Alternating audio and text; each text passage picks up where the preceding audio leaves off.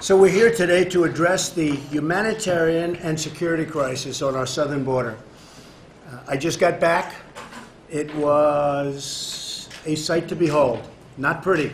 Very dangerous. Drugs are flowing across.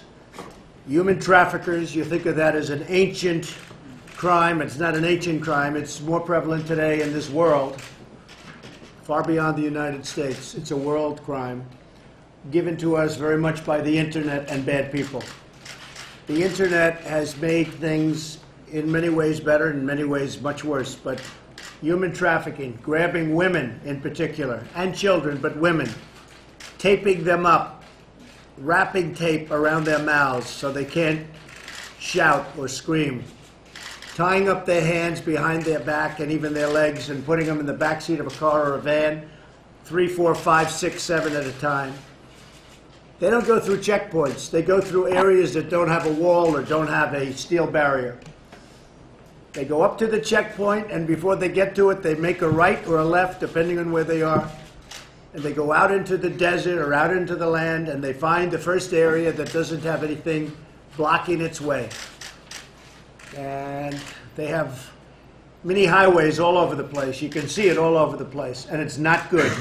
And the only way you're going to stop it, the only way to stop it, without question, is with a very powerful wall or steel barrier. This is part of what we've just finished. This is a section that we're doing. This is what we've designed since I've been in. Some of the wall that they put up over the years, which, by the way, should have been put up, whether it looked good or not, should have been put up a long time ago. We inherited a lot of problems, whether it's North Korea, whether it's the Middle East, whether it's a lot of other things. We took over a lot of problems, and we're straightening them out one by one. One of the big problems we have is our border, our southern border, and we're going to take care of it. Now, the easy solution is for me to call a national emergency. I could do that very quickly.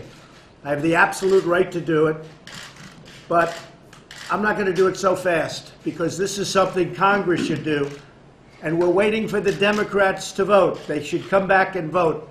They want to go home. They're probably home by now. And Nancy and Chuck and all of the folks that could settle this thing in 15 minutes, I used to say 45 minutes, now I say 15 minutes. It's so simple. We need money for a barrier. If we don't have a barrier, we're just wasting all of the other money. There's no technology that's any good. I think you'd say that. You know that probably better than anybody, most of you guys. You know, without the barrier, you don't have security. Without the barrier, you have people driving in loaded up with drugs, with smuggled people, with all sorts of things that you don't want to know about.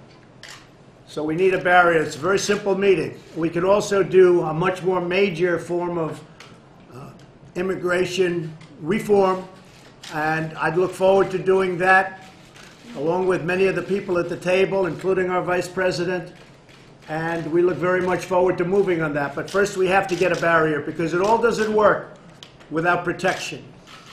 The Rio Grande area where I was yesterday, you just have to look at it to see how dangerous it is. El Paso, Texas, went from one of the most unsafe parts or cities in the United States to one of the safest cities in the United States as soon as they put up the wall. They built a wall and fencing apparatus that blocked people. So they went from one of the most dangerous cities to one of the safest cities, all within a very short period of time. It's common sense, folks. Everyone knows it works. Everyone knows it's not expensive. They say it's medieval. Well, so is the wheel medieval. I looked at all the vans and all of the serious equipment that they surrounded me with yesterday. The Secret Service, the police, the Border Patrol, ICE.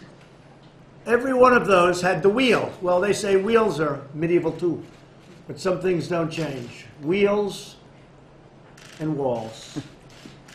And they haven't found an alternative to either of those two, right? They haven't found an alternative. So we want Congress to do its job. We want the Democrats to come back and vote, wherever they may be. I haven't left the White House except to go to Iraq for a very short period of time where I had a great experience, frankly. I met some great people, some great generals. We have great ideas having to do with Syria. It's working out very well, knocking the hell out of ISIS, and we're bringing our folks back home, and we're going to always have a presence. And it's working out very well. A lot of things are working out well. North Korea is working out very well. A lot of things are working out well, but the southern border is something that should be easy. So what we're not looking to do right now is national emergency. What we want to do, we have the absolute right to do it. In many ways, it's the easy way out. But this is up to Congress, and it should be up to Congress, and they should do it. And if they can't do it, if they yell that we can't do it, there's no way we can vote for security. There's no way we can vote for safety. All Nancy and Chuck have to do is tell me. And you know what? We'll start thinking about another alternative. But this is one of the easy votes they'll ever have. It's very simple. And then we go on to major reform on immigration. And I look forward to that because after 50 years of talking about it, they should have done it. And frankly, previous presidents should have done the wall. It should have been done, not just sections, small sections. The problem with doing a section of wall is they come around it. So the wall works for the area that it is, but when you have the big openings, they just come around it. And we can't allow that to happen. So we have great plans. I met yesterday with the Army Corps of Engineers. You know, we're building the wall right now as we speak. Somebody said, oh, but we had $1.6 billion and they haven't spent it. The reason we haven't spent it is because the contractors are building it. And unlike governments, and this government in particular, I like paying after it's built instead of before it's built. Okay, I learned that a long time ago in building buildings. You let your contractor do the work, and then you see if they did a good job, and if they didn't do a good job, don't pay them. And if they do a good job, pay them fast. So a lot of fables were told, a lot of lies were told. So we're building wall as we speak. We've done a lot of renovation. Some of the renovation, we had no choice. We had to rip it down and build new wall. You'll see that in San Diego and some other areas where we actually went to a new wall because it was almost better and cheaper in some ways than trying to renovate old garbage that wasn't going to work. And in some cases, you had a good structure, you had a good basis, less expensive to renovate, generally speaking, and we've done a great job. So we've done a lot of renovation. We've done new wall, and we're building the new wall as we speak. And the money that they say we didn't spend has been spent, but it hasn't been paid. There's a big difference. And when the contractors finish up, they get paid, and they're doing a second section. Army Corps has been very impressive. Working with them has been great. The new wall that we've designed is really beautiful. It's visual. You can see through it, which you have to be able to do. I mean, I'd like to have a concrete wall in one way, but in another way it wouldn't be very effective because you can't see to the other side. So these are steel walls, and in many cases steel walls, it's steel that has concrete inside. It's pumped into the steel. It's hollow, and it's pumped into the steel, so it's sort of a combination of both, which is not a bad combination. So I just want to thank the people at this table, some very special people, some great friends of mine. And what I thought I'd do is just go down to my left, and maybe I'll have 3 or 4 of you say a few words to the press, and then we can all start talking about what we'll be talking about, okay? And Bunny, you've been a friend of mine for a long time, right from the beginning, and I appreciate it. And maybe I'll start with you, and we'll go over to AJ. Thank you. Thank you, Mr. President. I'm the Sheriff of Chester County, Pennsylvania. Thank you for inviting us here today. Chester County is located, as you know, just southwest of Philadelphia, an area you're familiar with. We're known as a healthy, wealthy, and wise county and the home of QVC. That's right. I like to tell you that because I want to let you know what a wonderful county it is of 500,000 people. And I want to share with you a very short story of a young boy named Ben who took a trip one night from Chester County into the city of Philadelphia, where he acquired heroin laced with fentanyl. Mm-hmm. He brought that back to Chester County, and within an hour he was dead. I spoke to his father yesterday and told him I would be seeing you today. And I asked his father if there was anything he wanted me to share. He gave me a wonderful story. I've given it to Kellyanne. Kellyanne, you have the story, the family story. But I just want to read you the last line of the letter he sent to you, Mr. President, relating to his son, Ben. His body was exposed to a heroin substance, new on the scene, laced with fentanyl 100 times the strength of morphine, which stopped his heart and breath, robbing us of our only beautiful boy. Drugs that came over our unprotected southern border, and by the way, the DEA did trace this directly to a cartel over the Mexican border.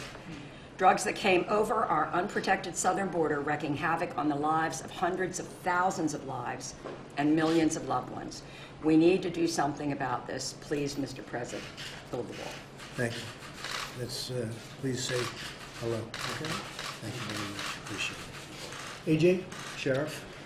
Mr. President, from the men and women of law enforcement at the federal, state, and local level, we thank you for standing tall for us. Let me address the word manufacturer that we keep hearing. Very demeaning to law enforcement, because there's not one agent, not any agency in this country that is not affected by manufacturing. Manufacturing, I mean by the metric ton of methamphetamine, heroin, cocaine, and marijuana that each agency in our nation has to fight every single day. And it is extremely distressing to law enforcement to have to listen to the rhetoric about manufactured crisis when we, for 10 years, over a decade, have been fighting this religiously every day. That affects every law enforcement agency in the United States on a constant basis. And so again, sir, thank you for your position on this and standing tall for us. Thank you, Sheriff. I appreciate it. On Wednesday, you probably heard a very young person with a great life ahead was stabbed, viciously, violently killed by an MS-13 gang member who entered our country recently through the southern border. He had a friend with him. They both came in together. Here, just for a short while, killed somebody. That wouldn't be the first. We have them locked up in pretty tough conditions. It's a disgrace. Came through the southern border. Please, say a few words. Mr. President Trump, I'm Pastor Pasquale from the International Church Las Vegas. Thank you for having me today. Thank you for everything you're doing for America. Thank you. I would like to share something with you about human trafficking, the crisis we're having. As you know, we're connected to California. Las Vegas, Nevada is next door. Many of the girls that are being brought across the border through San Diego area end up in Las Vegas. And what happens there is that, you know, they're illegal immigrants, families that are coming in, and we're having these, the parents are coming to the churches and asking us if we can help them find their daughters because their daughters have been kidnapped into, you know, human trafficking. And they said, I asked them, did you call the police department? Yes, we did. So I connect with the police department. Police connects us back. We're working together, and we're able to get these young ladies back. But the problem is that we're having it happen more and more and more and more than ever before. And what happens with the parents, they're afraid to call law enforcement to come and help. So they come to the churches first. They feel they're going to get deported. So we're there as a safe place for them to come, but then we connect them with the police department and do educate the Hispanic communities that the police is not going to arrest them for something that's happening on human trafficking. So, sir, we need your help. And So you are seeing human trafficking, especially with respect to young women, Yes. more now than ever before. yes, young women, yes. Pretty sad. Pretty sad. Thank you very much, Pastor. Appreciate it. Please. Mr. President, thank you for letting me be here. John Jones, Chief of the Intelligence Counterterrorism Division with the Texas Department of Public Safety. Great reputation, John. We've been there I've been in that position for 10 years. And as you well know, with Texas, we've been dealing with this crisis for a very long time. Some of the things we see and a lot of discussion here is about unaccompanied children, but the thing that bothers me is some of the children in Texas. In the last 7 years, we have over 4,000 people incarcerated that are illegal aliens in Texas jails for sexual assault. The sad thing is 62% of them are sexual assault against children. And those are Texas children. Those are American children. Those are our children. And for anybody to put a price on any child's life, That's our most precious and cherished national treasure, and we should do everything and anything as public safety servants, as parents, and as leadership to protect those children. And closing up that border to the bad people would be a great thing. John. Yes, sir. Great thing. Please, thank you. Mr. President, howdy. I'm T. Mike Lockhart. I'm the sheriff of Victoria County. We're just north of Corpus Christi. Right. We're part of that Harvey territory, which got damaged that you came. And we appreciate you and the Vice President coming to see us and visiting with us and supporting our progress. You've heard the rest of the story, as Paul Harvey used to say. Basically, we're the rest of the story. In 2003, there was unfortunately a national incident in our county with regards to loss of life. 19 people lost their lives in a tractor-trailer incident. I was one of the first responders. I walked around, and what I saw was a pile of deceased individuals with one child deceased as well, to which was in the arms of the children, of the father. I vowed from that point on to go forward and make a difference, not only for our brethren sheriffs on the border, but also ourselves inland. We have to be multi-dimensional on this. We've deemed it as a fatal funnel, Mr. President. It's a Rio Grande Valley to Laredo. Anything to and from, it's Houston and beyond. And so even in my jurisdiction, we have apprehended a child trafficking case in that area. We have taken on cases with slavery of the human being, but it's still all about law and order, Mr. President. And what we're saying is you have to shore up, you have to pursue the initiative that you have led. Now, I've been in forums like this with other presidents, and they listen, but you are the very first president, even in your candidacy, to support local, state, and federal agencies. And I admire you for that, and I appreciate you for that. But understand that it's multidimensional. Yes, it's the border. And as we told our fellow sheriffs on the border, look, if we can help you fix your problem, that's going to help us. And every day, my deputies, along with Sheriff Louderback, because we're adjacent to each other, are in pursuit dealing with one thing or another with transnational criminal activities. But I want to comment one more thing, and I'll move on. I appreciate you taking ONDCP, putting it back on that cabinet level. I serve on the Houston HIDA, which takes Houston and all the way to South Texas. If it weren't for the HIDAs and ONDCP and funding, and this is your best resource now, I'm sure some of the feds may differ, but there's a matrix of state, local, and federal that are part of those HIDAs across the nation, and they are the subject matter experts, and they have helped us with information, intelligence, outreach, etc., to try to work on this. But until we have this means of a barrier, wall, call it what you want, you've got to have that before we can solve our problems down the road. Thank you, Mr. President. Thank you, Sheriff. When you talk about the big trailers coming in and loaded up with people, and the doors are locked in the back, and sometimes they're left abandoned and they all die a hell of a death. They're suffocated. They come from the other side of the border. They don't go through a checkpoint. Can't go through a checkpoint because they open up the back doors, they take a look.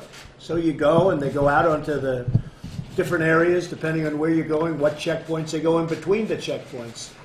Most of the problem, we had a lot of drugs, a lot of things at the checkpoints, but they're usually hidden in hubcaps and engines and under the floor. But the big stuff comes in between the checkpoints. And the trailers come in loaded up with people with the doors locked in the back. They don't even give them a chance. The doors are locked. And sometimes you have the drivers running away. It's a disgrace. All of this comes in between the checkpoints where there is no wall, because you'll have some wall, a little wall, left and right of a checkpoint, generally speaking. But in between checkpoints, you may have 50 miles, 60 miles, even 100 miles. And that's where tremendous problems occur. And even yesterday I read where fairly close to where I was. Like 26 people were killed, Yes. gang members and drug dealers. They were killed like a few days ago, right next to where I spent quite a bit of time with great people from Border Patrol. You know about that? You heard about that? This was like, it's amazing because it got no publicity. I didn't see it. You don't read about this stuff. They're not telling you the truth about, really, you're doing this country a tremendous disservice. You're not telling the truth about the criminal activity and the crime. 26 people or thereabouts. What was the number? 26? Yes, sir. 26 people were killed over the last couple of days. Nobody even talks about it. I haven't heard about this young person that was killed yesterday, 16 years old, brutally murdered. I haven't heard anything about it. The media is not telling the American public how bad it is, how dangerous it is. I mean, I read a little story about the 26. I said, how could that be a small story? But what's going on, the crime and the drugs and the smuggling and of everything, including children, we're talking women, yes, but probably the biggest victim of everything we're talking about today are children. And children are used. They're dropped on the border and they're used to get people across because they have an advantage because of the stupidity of what we've got and laws that we've inherited. They have an advantage if they have a child. So they grab children at the border. They walk across. They get across easier if you have children. So they're just using the children. Then they tell them to get out of here. The worst victims are the children and the women.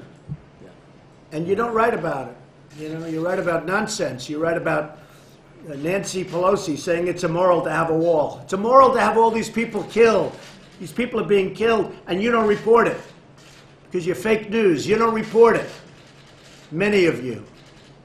26 people killed, and I didn't even hear about it. I mean, nobody even knows about it. And that's, how close is that to where I was yesterday? It was right alongside, I think, right? How far is that away? Miles away. Miles away. You don't even hear about it because you don't want to tell the story of what's going on at the border. You don't want to tell the story about how dangerous it is. So you have people get up and say walls are immoral. What's immoral is what's going on. There's never been anything like it. Now we can stop it so easy. And the Border Patrol and ICE, they're doing a fantastic job. But we're not giving them the equipment when we're not giving them the walls or the steel barriers or whatever you want to call it. We're not giving them the equipment. Remember El Paso. Remember what I said about El Paso. From one of the worst to one of the best. Yes, ma'am. Please, go ahead. I'm San Diego County Supervisor Kristen Gaspar. We're the 5th largest county in the nation. We actually have the busiest land crossing in the entire world. And we do rely on our border to maintain that strong binational economy, but at the same time, we rely on our border to keep us safe. The last time I had the opportunity to share the tragic loss of Alexander Mason, a young person in San Diego who was brutally murdered while his killer slipped freely across the border into Mexico. Today I'd like to share with you an alarming trend about what's really happening with the insecurity of our border when it comes to the exploitation of our children. There's an alarming trend in San Diego that our young teens in San Diego schools are being actively recruited by violent drug cartels. They're being pack mules for these drug cartels, smuggling heroin, cocaine, and fentanyl across the border. It's become such an alarming trend that they're being recruited over social media, they're being recruited over gaming consoles, they're being recruited in traditional safe spaces like our schools and our libraries and our parks. Last year, 527 San Diegans lost their lives. They overdosed because of these drugs that are pouring across our border. In addition, San Diego is America's finest city, but America's finest city is now home to the 2nd largest human trafficking industry in the country. Our children are being sexually exploited because of the insecurity at our border. San Diego, this evil industry, raked in close to $1 billion last year. There are 12,000 human trafficking victims and survivors in San Diego County alone. The average age, 16 years old. 16 years old.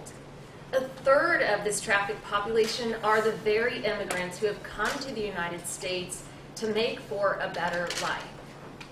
Now, 2,200 miles from Washington, D.C., representatives like me are held accountable by these families and these victims each and every day while a standoff continues here. And so I challenge our congressional members to meet with these families, to meet with these victims, to look them in the eye and tell them that this is not a crisis.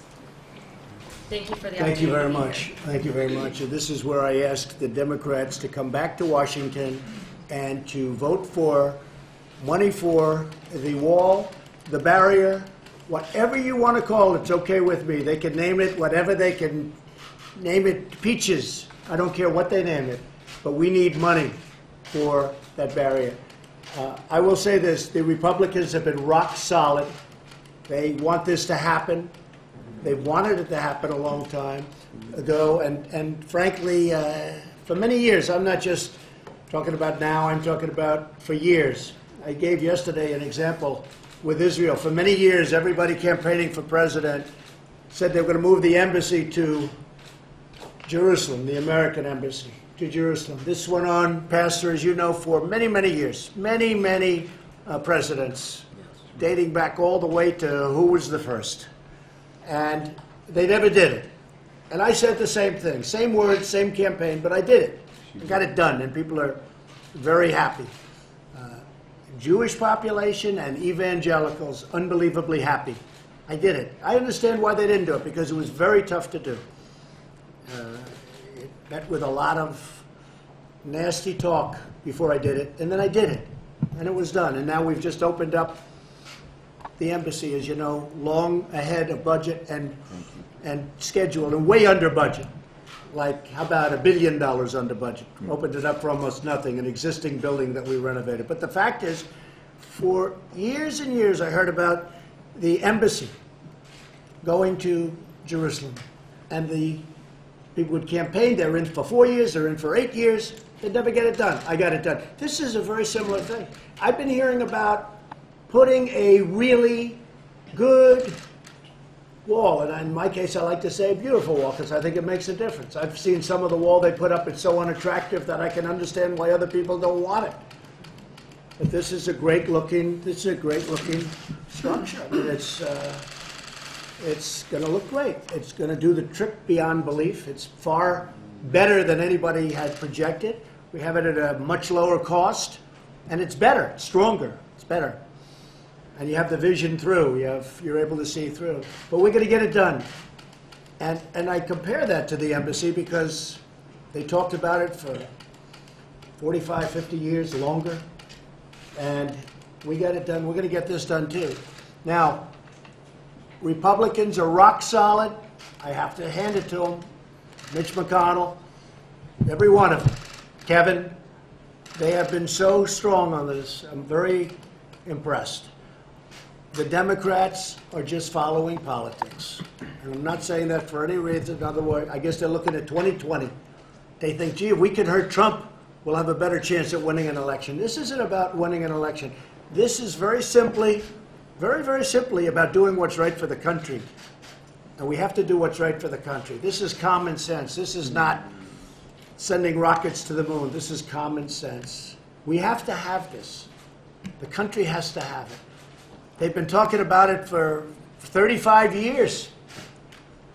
And they do little pieces, a little piece here, a little piece there, put a piece where we need it. The people just go around it. We have to have it.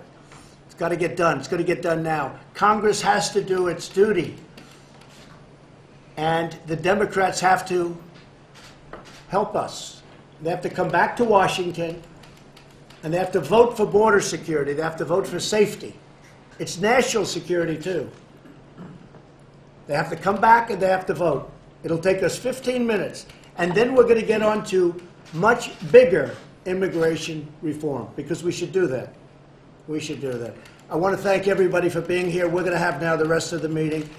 Media, thank you very much. I appreciate it. Thank you. Mr. President, any message to the federal employees? Any message to the federal employees who are not being paid today? Yeah, the message is that I appreciate their service to the country. They are incredible people, the federal employees that we're talking about. But many of them agree with what I'm saying and what the people in this room who are experts are saying. They don't want to see people killed because we can't do a simple border structure. And I appreciate their incredible support. We have, yesterday, I was watching this morning and reading this morning that so many people are saying the president is doing what's right, and even though it's affecting us short-term, temporarily, as you know, a bill was just passed, which I will sign in Congress, making sure that everybody's going to be paid immediately upon when this is over. But I just really appreciate the fact that they have handled it so incredibly well. And many of them agree with what we're doing. We have no choice. Steve, go ahead. Well, 24 hours ago, you were saying you were probably going to declare a national emergency. No, I said I could do it, but well, I'll tell you what. It's the easy way out. But Congress should do this. This is too simple. It's too basic. And Congress should do this. If they can't do it, if at some point they just can't do it, this is a 15-minute meeting. If they can't do it, I will declare a national emergency. I have the absolute right to do it. It says as clear as you can. Now, what will happen? I'll be sued. It'll be brought to the Ninth Circuit. And maybe, even though the wording is unambiguous, just like with the travel ban, it'll be appealed to the Ninth Circuit, and we'll probably lose there too, and then hopefully we'll win in the Supreme Court. But that's what happens. You can take the most perfectly worded document, as we have in this case, and they'll always bring it to the Ninth Circuit. And then you never know what's going to come out of the Ninth Circuit, and you never know what's going to come out on appeal. But fortunately, we have a Supreme Court that's treated us very fairly. So I'd rather not do it because this is something that Congress should easily do. This is something that the Democrats should do. And I don't want to give an easy way out of something as simple as this. Not only simple, it's easy, and it's going to secure our country. You know, we have a country that is under siege. You could actually, you know, a lot of people don't like the word invasion. We have a country that's being invaded by criminals and by drugs, and we're going to stop it. So I want the Democrats to come back to Washington and vote. Thank you very much. Thank you, everybody. Thank you. Thank you very much, everybody. You don't have anything to say about these accusations that you're overhyping the problem. Thank you very much. Thank you. Good job yesterday. I appreciate your sales pitch. I appreciate your sales pitch. I didn't see an invasion at the border. Oh, you didn't? I know. That's because we had a wall. Actually, there are portions that didn't have a wall. Some people are dumb.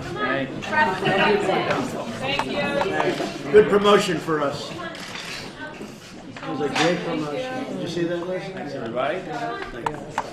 He thought it was supposed to be the other way around.